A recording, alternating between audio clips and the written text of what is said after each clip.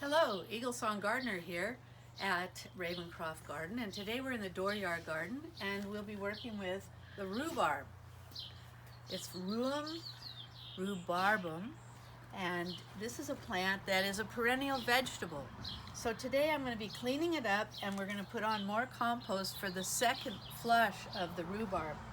As you can see from the stalk and the flower here, the rhubarb is related to dock.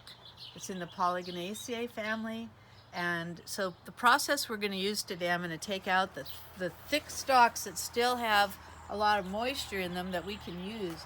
So those are pulled from the base. What you want is to be able to pull this out from the base. If you cut them off or break them off, it actually harms the plant's productivity.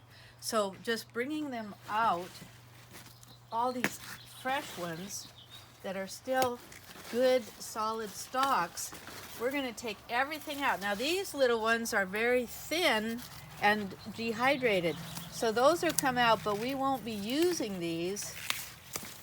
These actually are going to be fed to the goats. The goats really like them. I know a lot of people say you can't feed the rhubarb to the goats, but we've been doing it for years and we just consider it a spring tonic for them, just like a spring tonic for human beings. And so they don't get too much, they just get a little bit on a regular pulse. And then we really have put the rhubarb to use. This is a really old-fashioned plant. Every farm and homestead in America and Northern Europe had rhubarb in it because it's a constantly giving plant. So here we have a pretty good flush. I noticed the other day at the local roadside stand that rhubarb was going for $2 or $3 a stalk. This is a plant that actually is easy. I'm just going to set this over here for later processing. We're going to put most of that in the freezer, or perhaps make some rhubarb creme, which is a Swedish word for rhubarb sauce. All right, so see, you get the sense of this. And it's a wonderful accumulator. This plant accumulates tremendous amount of minerals and substance from the earth.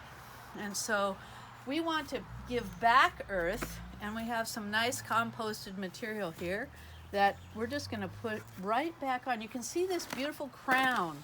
The rhubarb grows from a crown. It has very long, thick thong roots.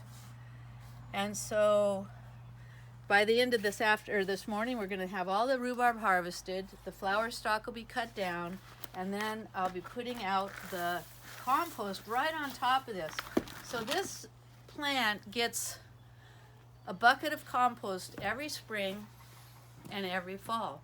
You can go over to the blog and find some of the rhubarb recipes that we have at eaglesong-gardener.com and enjoy this plant in your garden if you've got a garden big enough to accommodate such a wonderful specimen and delicious addition to the garden.